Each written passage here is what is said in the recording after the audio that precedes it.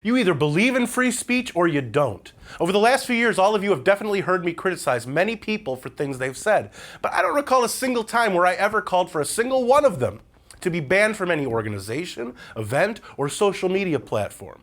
A lot of people on social media feel like they're obligated to find things to be offended by, and that's fine, that's what works for them. But when they decide to publicly say that the person they disagree with should be banned from whatever, and they always eventually do, they need to realize that the people they're criticizing are just as entitled to say what they want to say, no matter how unpopular, as those they criticize. That's why no matter what anyone thinks of what former Major Leaguer Aubrey Huff said in his tweets, he's more than entitled to his right to say whatever it is he says. Hey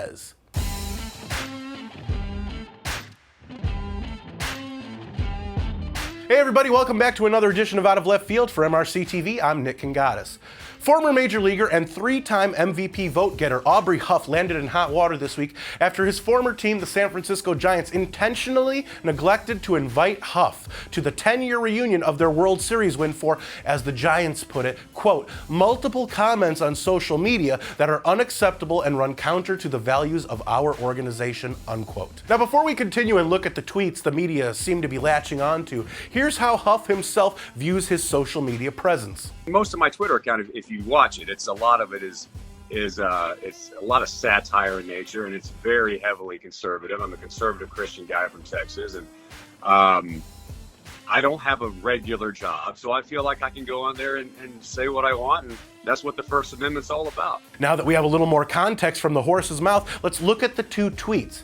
If you take into account that Huff believes most of what he says on Twitter is satire, then the first tweet is fine. Getting my boys trained up on how to use a gun in the unlikely event at Bernie Sanders beats at real Donald Trump in 2020, in which case, knowing how to effectively use a gun under socialism is a must. It just triggered, pun absolutely intended, gun control nuts who don't understand what he's saying. Huff wasn't saying that he's going to go out and shoot Bernie, but he basically meant that if you want to remain free under socialism, which is authoritarian in nature, hopefully you know how to defend yourself in the face of such persecution. The second tweet is definitely questionable. Take a look. Let's get a flight over and kidnap about 10 each. We can bring them back here as they fan us and feed us grapes, amongst other things. Okay, that's a little insensitive. They were talking about how women in Iran are really good looking underneath all the garb that they're forced to wear. But is it illegal? Is speech like that not protected under the First Amendment? The answer? It absolutely is. And just to prove that even Huff thought his tweet was in poor taste, he deleted it. When a guy who says, I'm not going to apologize for something I'm not sorry for. This is who I am. When a guy who says that deletes his tweet, he knows what he said was in poor taste.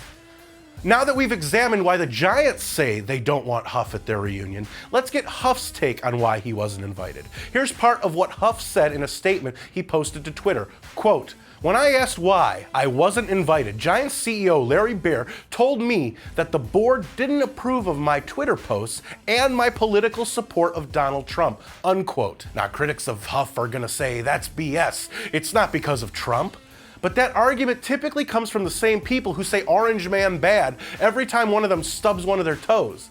In this case, we can only go by what Huff says he was told. And I haven't heard anyone from the Giants organization come out and dispute Huff's claims.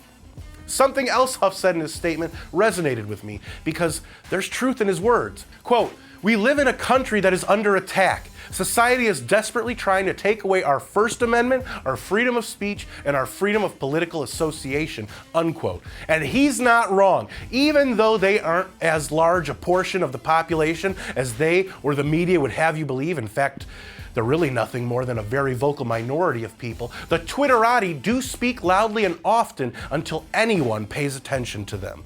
They're constantly out for their pound of flesh, but typically leave people alone when they realize the person won't cower to their efforts to get them to bend the apologetic knee. Huff is precisely that guy. Here's his piece of advice for people that are constantly offended. Get off Twitter. Get off social media. Don't follow me. If you're spending that much time on social media, you're going to be even more miserable because it's a very negative platform in most spaces. You don't have to agree with someone to acknowledge their humanity. And just because Huff is a Christian conservative from Texas and a Trump supporter doesn't make him any less of a person than the typical Twitter activist who goes after people because their own lives are so miserable. To the Giants, shame on you. Forget the fact that I've been a Giants hater since 1989 when they beat my Cubs to get to the World Series. I understand the team resides in one of the most progressive communist places in the United States, but that doesn't discount the impact a guy who was voted 7th in the MVP voting in 2010 had on that team winning the World Series.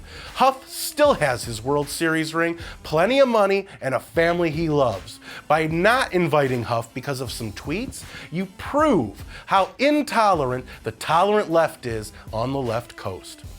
Now that's all I've got for this week, folks. Let me know what you think in the comments below. I occasionally respond, so I'd love to hear what you think. If you like this video, don't forget to give it a thumbs up and a share. That's the best way to let us know you want us to keep these videos coming. Subscribe to our YouTube channel and hit that notification bell so you know when MRC-TV comes out with a new video. Like us on Facebook and follow us on Instagram and Twitter. For MRC-TV, I'm Nick Kangadis.